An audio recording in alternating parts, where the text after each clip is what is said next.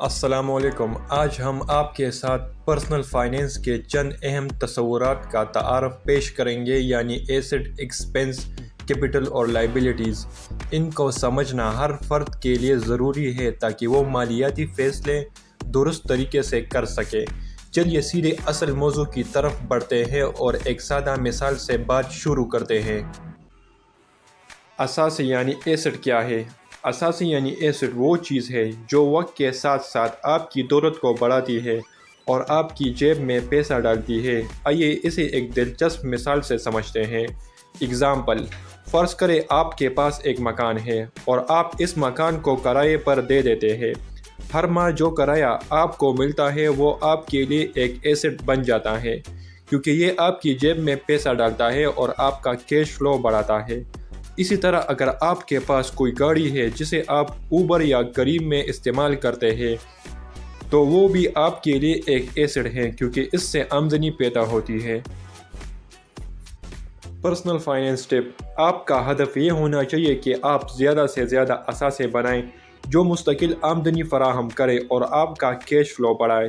یہ کاروبار، پراپرٹی یا اسٹاک میں سرمایہ کاری ہو سکتی ہے۔ کیپٹل یعنی سرمایہ کیا ہے؟ سرمایہ وہ رقم یا مالی وسعت ہے جو آپ کے پاس کسی بھی کام یا سرمایہ کاری کو شروع کرنے کے لیے ہوتی ہے۔ اگزامپل، فرض کریں آپ ایک چھوٹا کاروبار شروع کرنا چاہتے ہیں، جیسے کہ ایک کافی شاپ۔ اس کافی شاپ کو شروع کرنے کے لیے آپ کو ایک مخصوص رقم درکار ہوگی جو کہ کیپٹل کہلاتی ہے۔ اس میں مکان کرائے پر لینا، فرنیچر خریدنے اور مواد کی خریداری شامل ہو سکتی ہے۔ پرسنل فائنینس ٹپ: کیپٹل کو منظم کرنے کے لیے ضروری ہے کہ آپ اپنے اخراجات اور کمائی کو سوچ سمجھ کر استعمال کریں اور اپنا ایک پرفیکٹ اور پروفیشنل بجٹ بنائیں تاکہ آپ مستقبل میں بڑی سرمایہ کاری کر سکیں۔ اپنی بچت کو ایک حکمت عملی کے تحت بڑھانے سے آپ کا سرمایہ مضبوط ہو سکتا ہے۔ لائبلٹی یعنی ذمہ داری کیا ہے؟ لائبلٹی ایسی چیزیں ہیں جو آپ کی جیب سے پیسہ نکالتی ہے، یعنی وہ قرضے جو آپ کو کسی بھی صورت میں ادا کرنی ہوتی ہے۔ اگزامپل، اگر آپ نے گاڑی خریدنے کے لیے قرض لیا ہے تو یہ آپ کے لیے ایک لائبلٹی ہے، کیونکہ آپ کو ہر ماہ قرض کی قسط ادا کرنی ہے۔ یہ آپ کی جیب سے پیسہ نکالتی ہے، اس لیے اسے لائبلٹی کہا جاتا ہے۔ another example، اسی طرح اگر آپ کے پاس کریڈٹ کارڈ ہے اور آپ اس پر کچھ چیزیں خریدتے ہیں تو اس کریڈٹ کارڈ کا بیلنس بھی ایک لائبلٹی بن جاتا ہے، کیونکہ آپ کو آخر کار یہ رقم ادا کرنی ہوگی۔ پرسنل فائنینس ٹپ: اپنی لائبلٹی کو کم کرنے کی کوشش کریں، قرض میں نہ الجھیں اور وہی چیزیں خریدیں جو واقعی ضروری ہو۔ لائبلٹی کم ہوگی تو آپ کے ایسٹ بڑھیں گے اور آپ مالی طور پر مضبوط ہوں گے۔ ایکسپنس یعنی خرچے کیا ہے؟ خرچے وہ چیزیں ہیں جن پر آپ پیسہ خرچ کرتے ہیں، جیسے کھانے پینے کی چیزیں، بجلی کا بل، گاڑی کا پیٹرول اور دیگر ضروریات۔ خرچے کو دو اقسام میں تقسیم کیا جا سکتا ہے۔ نمبر 1، ضروری خرچے جیسے کہ کھانا، رہائش، تعلیم اور صحت۔ نمبر 2، غیر ضروری خرچے جیسے کہ مہنگی چیزیں، عیش و آرام کے اخراجات۔ اگزامپل، فرض کریں آپ نے ایک نئے موبائل فون پر بڑی رقم خرچ کر دی، حالانکہ آپ کا پرانا فون بھی ٹھیک کام کر رہا تھا۔ یہ ایک غیر ضروری خرچ ہے جس سے آپ کی مالی حالت متاثر ہو سکتی ہے۔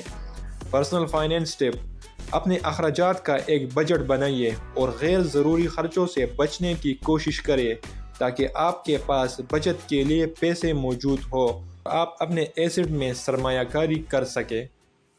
ریکیپ اور کچھ انٹرسٹڈ ٹپس۔ اب تک ہم نے 4 اہم مالیاتی اصطلاحات کے بارے میں سیکھا۔ Number 1، asset. ایسٹ وہ چیزیں ہیں جو آپ کے جیب میں پیسہ ڈالتی ہے، جیسے کہ کرائے پر دی گئی پراپرٹی۔ Number 2، capital. سرمایہ وہ رقم جو کسی کاروبار یا سرمایہ کاری کو شروع کرنے میں استعمال ہوتی ہے۔ Number 3، expenses.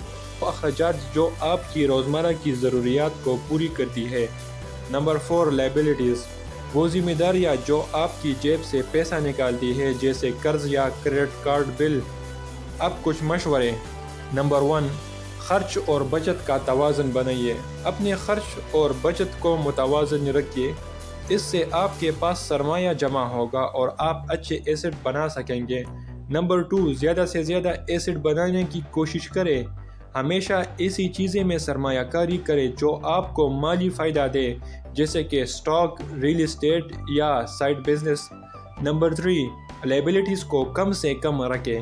غیر ضروری چیزوں پر قرض نہ لے اور اپنی ذمہ داریوں کو کم کرے۔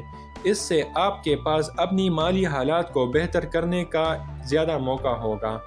اور پرسنل فائنینس کی اہمیت ہمارے جیسے ترقی پذیر ممالک میں کیوں زیادہ ہے، جیسے کہ انڈیا، پاکستان، بنگلہ دیش اور ویتنام۔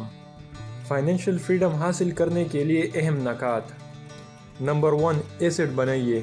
مالی آزادی حاصل کرنے کے لیے ضروری ہے کہ آپ ایسے ایسیٹ بنائیے جو آپ کو مستقل آمدنی دے۔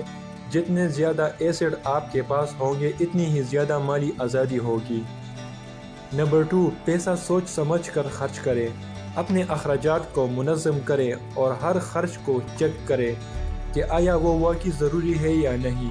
بجٹ بنائیے اور اپنے مالی ہدف پر نظر رکھے۔ خرچ کو کنٹرول میں رکھنے سے آپ زیادہ بچت اور سرمایہ کاری کر سکتے ہیں۔ 3، قرض سے بچیے۔ غیر ضروری قرضوں اور لائبلٹی سے دور رہیے۔ قرض کو کنٹرول میں رکھنا مالی آزادی کا ایک اہم قدم ہے۔ سرمایہ کاری کے موقع ڈھونڈیں۔ زیادہ سے زیادہ ایسیٹ خریدیں تاکہ آپ اس غلامی کے میٹرکس سے آزاد ہو سکیں۔ پاکستان، انڈیا، بنگلہ دیش اور ویتنام جیسے ترقی پذیر ممالک میں زیادہ تر لوگ مالی چیلنجز کا سامنا کرتے ہیں۔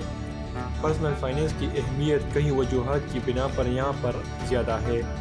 غیر مستحکم معیشت۔ ان ممالک میں معیشت اکثر غیر مستحکم ہوتی ہے اور مہنگائی کا اثر زیادہ ہوتا ہے، اس لیے اپنی مالی حالات کو مستحکم کرنا بہت اہم ہے۔ قرض اور غربت۔ ان ممالک میں بہت سے لوگ قرضوں کے جال میں پھنسے ہوتے ہیں۔ پرسنل فائنینس کی معلومات سے وہ اپنی مالی حالات کو بہتر کر سکتے ہیں۔ آمدنی کے محدود ذرائع۔ زیادہ تر لوگوں کے پاس آمدنی کے محدود ذرائع ہوتے ہیں، جیسے کہ ایک واحد نوکری یا چھوٹا کاروبار۔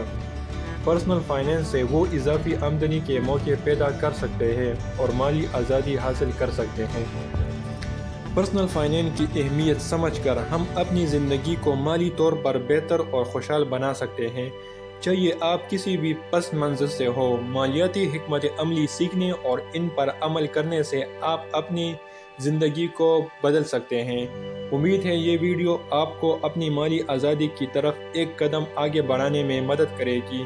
ویڈیو کو لائک کریں، سبسکرائب کریں اور دوسروں لوگوں کے ساتھ شیئر کریں تاکہ وہ بھی ان اصولوں سے فائدہ اٹھا سکیں۔